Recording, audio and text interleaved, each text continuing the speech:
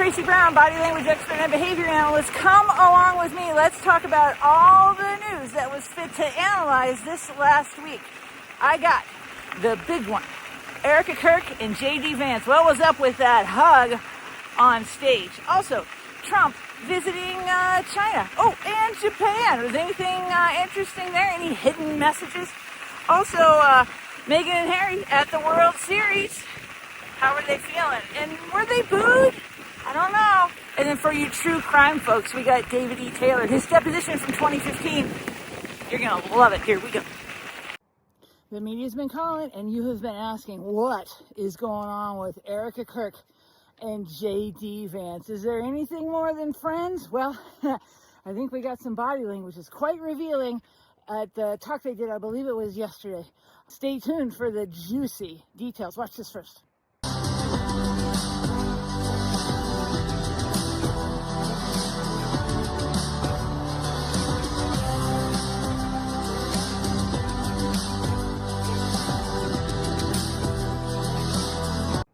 All right, first thing, as soon as they make eye contact, she does that head tilt. And that is deep emotional recognition. The formality is gone. Now, her arms are in a fig leaf, right? So that is protecting herself just a little bit. It could be from the audience, from the cameras, from the motion of the situation. But it's unusual to walk very far in a fig leaf position, but that is what she's doing.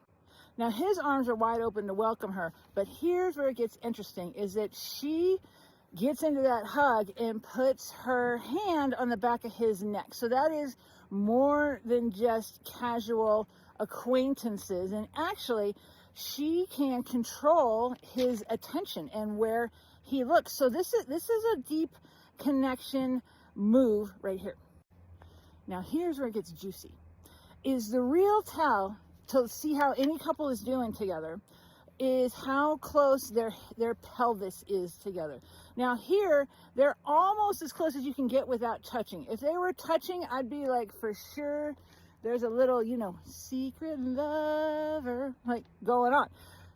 They're a little bit apart, but not very much. So this has my eyebrows raised in suspicion. Now, the other thing that good couples do is they look at each other in close range with direct eye contact.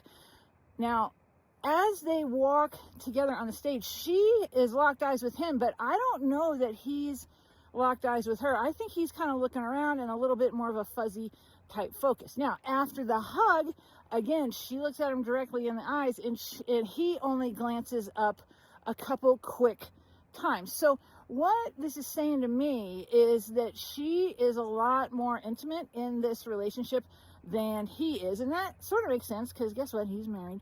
And I would like to see a little bit more evidence to give them a yay or a nay on if they're actually a secret couple or not.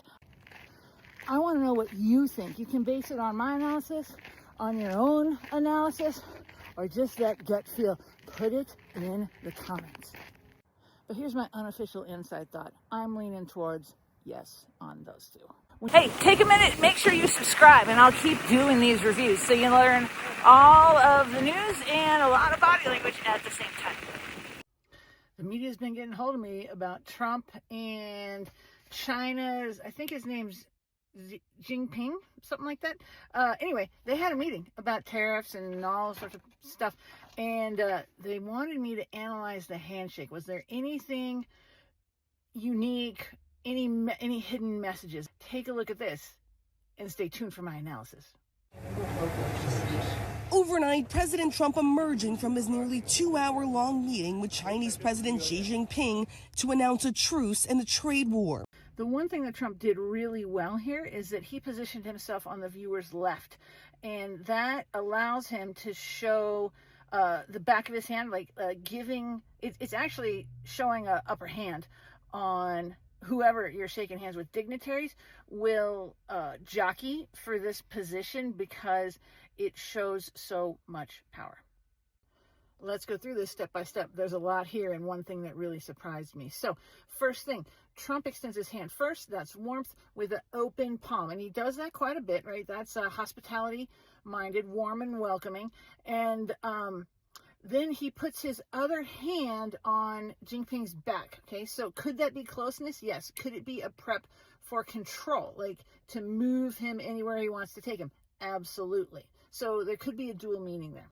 And then we see Trump with that head tilt, right? So that is curiosity. So he's actually more engaged than we see him on average, I think, with dignitaries that he meets initially. Now, here's where it gets interesting, is that if you look at that closely and in slow, I watched it frame by frame, Trump starts to let go of the handshake and Jinping doesn't. And this frustrates Trump quite a bit, okay? So at that moment, we see Jinping smile and we see Trump in a grimace. And then he regrips. So watch, he regrips. Watch that again. Trump may have gotten a little bit hoodwinked here in a power move real subtly by Jinping. And the way you do a handshake is the way you're going to deal with people in the rest of your interactions. Just so much hidden here.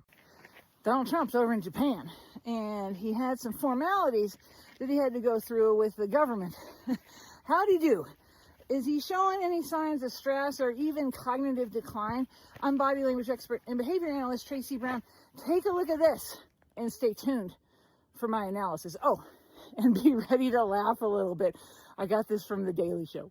One of the favorites of tonight's show, the old American beaver hound. He is in the care of expert handler Sanai Takaichi. Lively, aggressive, and incredibly horny, the beaver hound is especially popular among rural white families. That's right, and judges tonight will be looking for the hallmarks of a good beaver hound. Strong veneers, girthy cankles. Oh, whoops. It looks like he's wandered away from his handler. That's going to cost him some points. Okay, he looks like he's back on track now. Excellent form on that turn. The beaver hound's golden mane is glistening. Indeed, and now one final trick. A leap onto the platform.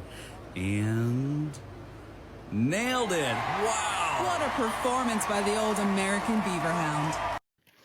Okay, here's what we see, is that he just wanders off by himself for a big portion of what's going on. Now, the Japanese are really big into etiquette and formality, and so this does not play well.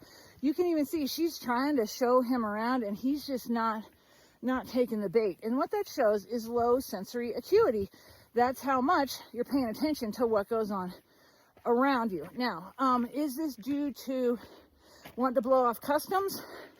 It doesn't seem like it in this instance. It seems like there's a really low energy. Now, granted, there's a big time change, and he's pretty old, but it actually takes the Japanese prime minister by surprise a little bit, because you see him wander off, and she reaches her hand almost trying to stop him, and she has to do a lot of work to keep up and get in position to guide him to where he goes next. So my guess on this is just straight up cognitive decline, not paying attention to what goes on around. Meghan and Harry went to the World Series front row tickets, and the media got a hold of me saying a lot of people saying they were uncomfortable, didn't look good together, all these kind of things. Is any of this true? Take a look at this and stay tuned for my analysis and what's really going on. On to this fifth inning, and with Ohtani pitching, star-studded attendance tonight. Okay, here's what I saw. The only one showing just a tiny bit of discomfort here is Harry, and we see that with his closed lips. Now, they're standing pretty close together, like very close, overlapping. They're looking at each other eye to eye in close range. That is hard to do if you're not on good terms with someone. And so here's the thing. She's smiling. They have a very different reaction to the same set of stimulus. So body language tells you what's on someone's mind. It doesn't tell you why, typically. Now, are they under stress as a couple? I don't think so. Is something going on at the game, something around them that Harry is dismayed with? Possibly. It could be anything from the play that just happened to the media attention that they're getting to who knows what. Maybe he didn't get enough ketchup on his hot dog. Are these comments true about them being under stress? Well, only on a micro level, and it's just him. So I'm going to say overall, they're doing great. Well, this whole concept of Harry and Meghan getting booed at the World Series is really taken off, and there's even some discrepancy as to the reports online from credible sources about if the boo happened. A lot of people are chiming in saying they were there, and it didn't. And the boo, I mean, it was when they were on the Jumbotron. So I found this clip from TMZ, who's mostly, I think, reputable, but let's see if the reporter is showing any emotions leaking out. Stay tuned for my analysis. Harry and Meghan Markle got a less than desirable reaction by the Dodgers crowd Tuesday night. The couple was shown on the Jumbotron at the World Series Game 4, and they were instantly booed by everybody in the entire stadium. And it was painfully evident how uncomfortable it made both of them feel during the onslaught of boos. But on the bright side, they had really good seats. Do you guys think that the couple deserved to be booed, or was this just too much?